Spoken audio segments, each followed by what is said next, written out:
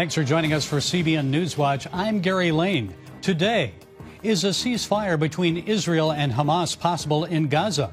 We'll look at the high-level diplomatic talks at the White House as Israeli Prime Minister Benjamin Netanyahu visits President Trump. But in Israel, a deadly roadside bomb kills 5 Israeli soldiers. We'll talk with CBN Middle East Bureau Chief Chris Mitchell. The death toll from those tragic Texas floods rise above 100. And searchers still look for victims, even as more rain is expected, possibly bringing more floods. Even when the war stops in Gaza, Israeli fighters will be suffering from invisible psychological wounds. We'll bring you a look at what's being done to help them recover. And how do Americans feel about openly Christian prayers in public school classrooms? We'll hear what a major survey reveals. Those stories and more today on NewsWatch. This is CBN NewsWatch. We begin with the major developments affecting the conflict in the Middle East, from high-level diplomacy at the White House in Washington to deadly fighting on the ground between Israel and Hamas in Gaza. Chuck Holton brings us the story from Jerusalem. It was a high-stakes dinner at the White House last night as Israeli Prime Minister Benjamin Netanyahu met with U.S. President Donald Trump behind closed doors. Netanyahu presented Trump with a formal nomination for the Nobel Peace Prize, crediting his role in the Abraham Accords and ongoing efforts to bring stability to the region. Trump commented on the possibility of a new round of talks with Iran. We have scheduled Iran talks, and they want to talk. They took a big drubbing that have said, what's the purpose of talking? It's been knocked out completely. But they've requested a meeting, and I'm going to go to a meeting, and if we can put something down on paper, that will be fine. That'll be good. I think they've gained a lot of respect for us. I think they've gained a lot of respect for Israel also. Trump's envoy, Steve Witkoff, is heading to Doha, where hostage negotiations are gaining momentum. Officials say the goal is to strike a deal by week's end. But in Gaza, the war continues to take a heavy toll. Overnight, 5 Israeli soldiers were killed and 14 wounded during a ground operation in Beit Hanun. A roadside bomb hit troops moving on foot, and as rescue teams arrived, the unit came under coordinated enemy fire. It was one of the deadliest incidents for the IDF in recent weeks. Israel says Hamas now controls just 20% of Gaza, mostly in Rafah and parts of the Central Strip. And despite the fighting, Netanyahu says Israel is working on options to allow Gazans to relocate voluntarily to third countries. You know, if people want to stay, they can stay. But if they want to leave, they should be able to leave. It shouldn't be a prison. It should be an open place and give people a free choice. We're working with the United States very closely about finding countries that will seek to realize what they always say, that they want to give the Palestinians a better future. Meanwhile, in Yemen, the Houthis have launched a second missile strike in 2 days on commercial ships in the Red Sea, despite retaliatory attacks by Israel. As fighting continues, all eyes are on Washington for signs of a breakthrough toward a possible ceasefire. From Jerusalem, I'm Chuck Holton for CBN News. Our CBN News Middle East Bureau Chief Chris Mitchell is here with us now in Virginia Beach. Good to have you here, Chris, instead of by fiber from Jerusalem. Exactly. So tell me, ceasefire, is it going to happen? Well, Israeli officials say it's going to happen. There's optimism that it's going to happen. I'm not sure it will happen, though, Gary, because there's 2 diametrically opposed goals. One from Hamas, the other from Israel. Hamas wants to survive. Hamas wants the IDF forces to withdraw. They want the end of the war. They want a permanent ceasefire. But Israel, on the other hand, the 3 goals of the war from the very beginning was that Hamas had to be defeated militarily, that Hamas could no longer rule Gaza, and also that the hostages would be freed. And so those goals are diametrically opposed. However, there is optimism. There's people saying, Israeli officials saying, it's going to happen. There'll be a 60-day ceasefire. 10 living hostages will be released. Half of the dead bodies will be released. And then during that 60-day ceasefire, there'll be negotiations to perhaps come to the end of the war. We'll see. Now, 5 Israeli soldiers were killed, 14 wounded in a roadside bomb attack in Gaza. So Does that make negotiating a ceasefire more difficult? Does it make it harder because it shows that there's still a force? Well, President Trump was asked that question last night. He didn't think so, but I think it will harden perhaps the resolve of Israelis to make sure that the blood that has been shed by nearly now 1,000 Israeli soldiers, men and women, that wouldn't be die in vain. And that's where some of the people in Israel disagree with a ceasefire. They want Israel to continue and make sure that Hamas is defeated militarily and believe that that could actually help free the hostages. Wow, nearly 1,000 soldiers. Yeah. That's almost as many as October 7th were killed. So what does Israel hope to see in Gaza after the war is over? Well, they want to see that Hamas does not rule. That's something that Prime Minister Benjamin Netanyahu reinforced last night, that Hamas cannot rule over Gaza. Right now we're seeing Israel Katz, who's the defense minister, he's saying and seeing what will happen the day after. One of the things they have prepared and proposed is that there'll be about 600,000 Palestinians that will move down to the south, where Rafah was once a major city there in Gaza. Really now it's basically rubble. They will go there, and there'll be a humanitarian place set up. One other thing I heard yesterday from somebody who's negotiating this is that there's a curriculum being developed that would de-radicalize many of the people of Gaza and the next generation of the Gazans. That's the key, isn't it, Chris? It's very much a key. So they won't be perpetuating the ideology and the hatred for Israel that brought off October 7th. I know those 5 sheikhs who said they want to be part of the Abraham Accords said they're tired of all this hatred. They are. They want prosperity. And that Gary, that letter in the Wall Street Journal by 5 sheikhs could be a game changer, and it certainly represents the feeling of some Palestinians that really haven't been represented by the Oslo Accords that started in the 1993 and by the Palestinian Authority. And they see the Palestinian Authority as a sort of a bulwark against peace with Israel. And these sheikhs, they say they want to be part of the Abraham Accords. Now, there's been pushback from some of the other sheikhs and other family members, but it could represent a really change in relations between Israel and Palestinians. And maybe a growing divide there. Could within be. the Palestinian community. Exactly. And many people see that this could really undermine the Palestinian Authority, that many people see as corrupt, and many people see that they're really perpetuating this hatred with Israel by the pay-to-slay program, where they basically pay terrorists to injure, kill, and maim Israelis. And Bibi Netanyahu surprised the president last night when he said he's nominating him for a Nobel Peace Prize. He did. How significant is that? Well, I think it's very significant, and I think it may keep the momentum going. There's a congressman that had nominated President Trump as well. And I think the idea for President Trump and Prime Minister Netanyahu is that you get strength, you get peace through strength. He demonstrated that when they bombed the Fordo and the Natanz and Isfahan nuclear facilities. And I think Prime Minister Netanyahu is on the same page in terms of projecting strength, that really brings peace. Peace through strength. Yeah, that's right. That's right. Ronald Reagan. Yeah, Ronald Reagan. So, yeah. Finally, Chris, so do you see Iran reconstituting its nuclear program?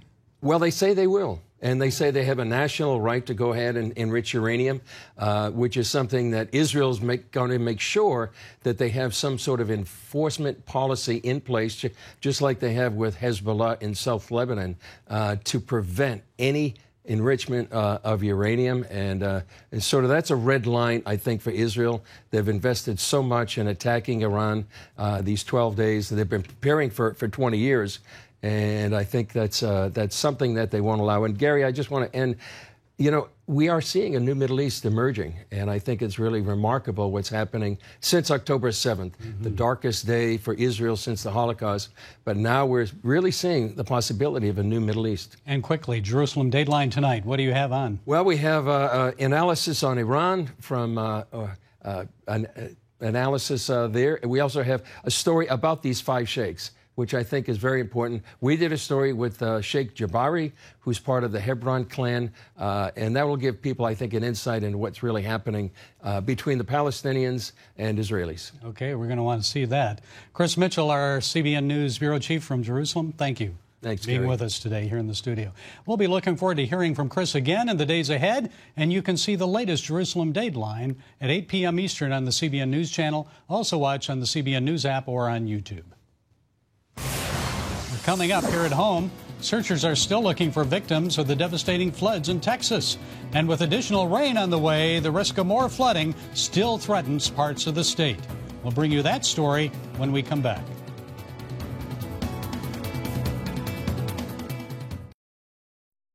The death toll in Texas from the tragic July 4th flash floods is now more than 100, including at least 24 children. And it could go higher. Urgent search and rescue efforts are still underway through miles of debris for those still missing. CBN's Wendy Griffith has our report. In the Texas Hill Country, response teams, including volunteers, are combing through mud and dense forest, searching for victims. It's one of the most devastating things I've ever seen in my life. But that devastation goes 80 miles down the Guadalupe River. And that devastation goes anywhere from 3/4 of a mile to half a mile wide off of the river as well. More than 100 people died in the floods, and about 20 are still unaccounted for. Camp Mystic, where at least 27 campers and counselors died, said their hearts are broken alongside the families, calling the floods an unimaginable tragedy. Among the victims, 8-year-old twin sisters, Hannah and Rebecca Lawrence. Their grandfather saying the joy they gave their family can never be forgotten. About 1,000 people have been rescued so far. New video shows the dramatic rescue of a man in Kerrville. This RV surrounded by floodwaters. The Coast Guard coming in by helicopter and lifting him to safety. Coast Guard rescue swimmer Scott Ruskin is being hailed as a hero after saving at least 165 kids from Camp Mystic in his first rescue op. Yeah, just a lot of people looking very scared, very tired, cold, missing loved ones, probably terrified, honestly. And I was just trying to be a voice of calm and triage these people and get them to safety as soon as we could. It's fresh like spring. We want to pass it on. Put on a bus and taken to safety, the rescued girls sang hymns as they passed through the devastated countryside. In the wake of the storm, there are questions about the level of preparedness. The National Weather Service confirms its local office had surge staffing in place during the storm. 5 meteorologists were working instead of the usual 2. And flash flood alerts went out overnight, but early in the morning, when most people were asleep. Operation Blessing is on the scene serving families and rescue workers with sandwiches and emergency meal kits. Oatmeal. Including Adial Carrizales, who was able to evacuate his RV with his 3 kids before the flash floods hit. All in all, it just gives me a lot of hope, and it just shows that people really care. President Trump has been working with officials in Texas and plans to visit the state on Friday. Wendy Griffith, CBN News. If you would like to help Operation Blessing's disaster relief efforts in Texas, just go online to ob.org to find out how you can donate. Well, still ahead, the invisible wounds of war for Israeli soldiers, scars that don't go away after the fighting stops. We'll show you what's being done to protect these warriors from the second battlefield, right after this.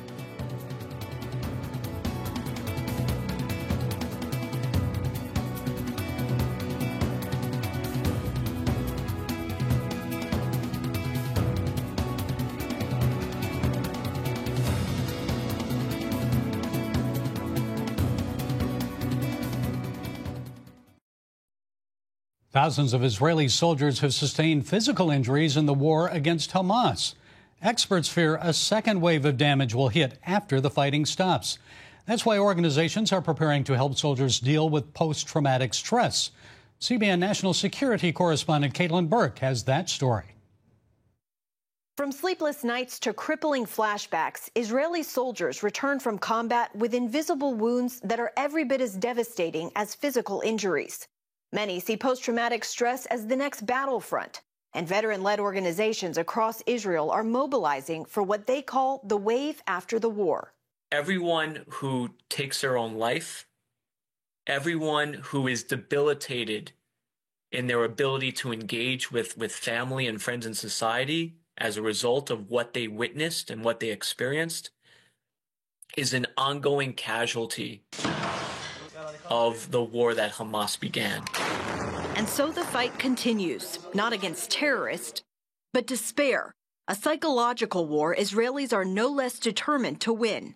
We are honored and prepared to be a part of that healing process. As executive director of American Friends of Israeli Navy SEALs, Robbie Brenner partners with Israel's Atalef Foundation to support these traumatized vets on three main fronts: one-on-one assistance for Navy SEALs and their families, communal activities like retreats and hikes, and an outreach program called Buddy Line, which pairs SEAL volunteers with those struggling from other military units, then gets them out on the water for therapeutic activities like surfing, sailing, and scuba diving. These programs bring them out of their homes, reconnect them with individuals and broader society in a way that allows them to begin to address their post-traumatic stress and to move forward in their lives. Former Israeli Navy SEAL Gal HaKohen takes part weekly in an extreme kayaking group. I think that going out there on the kayak and having this sort of non-formal community where it's not something where I come and I need to start talking about the way my parents treated me in my childhood or the way my team did in this or that.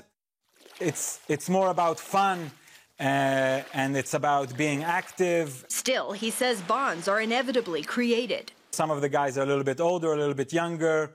Everybody has their own story.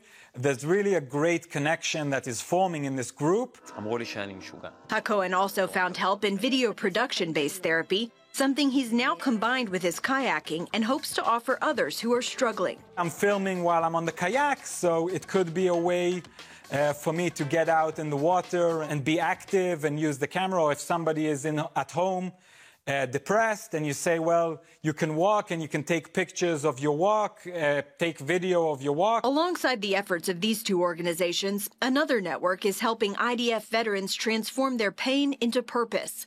Brothers for Life began in 2007 with a single soldier walking into a hospital room and saying to another, "I was in that bed, you will live again." In that moment, it was so obvious to me that he could do something for these injured soldiers that no one else on the planet could do. After witnessing that event, Rabbi Chaim Levine became a co-founder of Brothers for Life, which partners a newly injured soldier with a mentor who has survived and overcome the same injury. This is the essence of Brothers for Life, is to not just help them get their life back, but to help them dream again and accomplish those dreams in ways they never thought they could. Since October 7th, Brothers for Life has deployed hundreds of mentors to hospitals across Israel. We've had to basically garner all our resources and say, we need to focus right now on the severely injured and the moderately injured, and we're bringing them all into Brothers for Life. So we're going to triple in size. We've had 22,000 hospital visits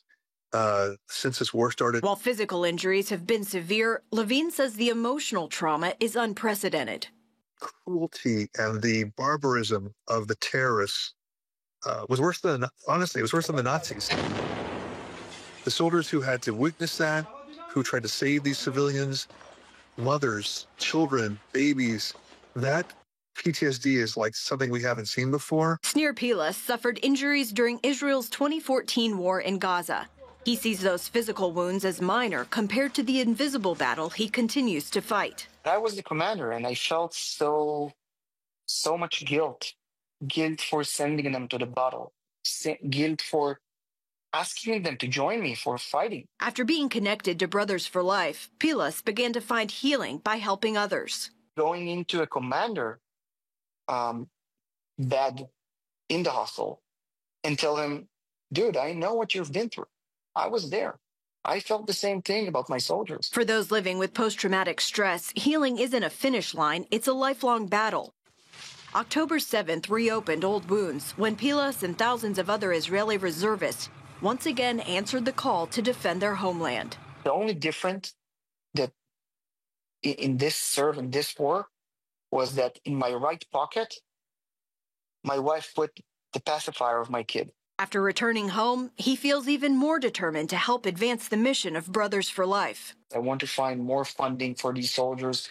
I want to send them to the best doctors in the States or anywhere on the globe. I want them to deal with the PTSD. Right now, Israel remains a country under an umbrella of trauma. One day, though, that physical battle will end, and people like these will be ready to fight for each mind and spirit affected, one connection at a time. Caitlin Burke, CBN News, Washington. Next, a survey shows how Americans feel about teachers leading specifically Christian prayers in public schools. We'll have that story for you when we come back.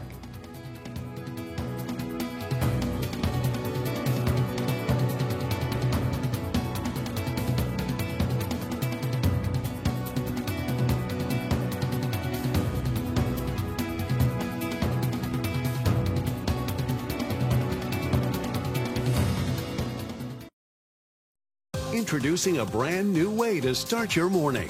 Get your daily quick start from CBN News. A quick read on the important news of the day delivered right to your inbox. Stay current on breaking news, politics, and entertainment. Discover how God is moving around the world and here at home. Plus, get exclusive stories and daily scripture encouragement just for you. Stay informed. Go to quickstart.news and subscribe today. Download the CBN News app, 24/7 news from a Christian perspective at home or on the road. One place for all of your news. Breaking news alerts. Set daily prayer goals and pray for news stories. Read the most important news and watch CBN News Channel live. CBN News, because truth matters. Go to cbnnewsapp.com to get the app today. Americans support public school teachers offering Christian prayers in class, according to survey information from the Pew Research Center.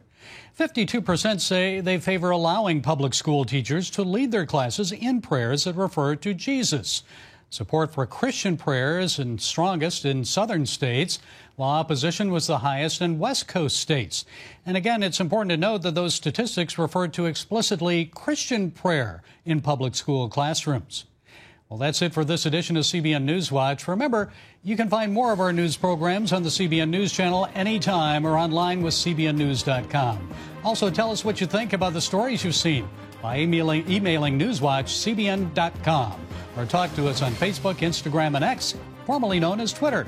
We hope you'll join us again next time. Have a great day.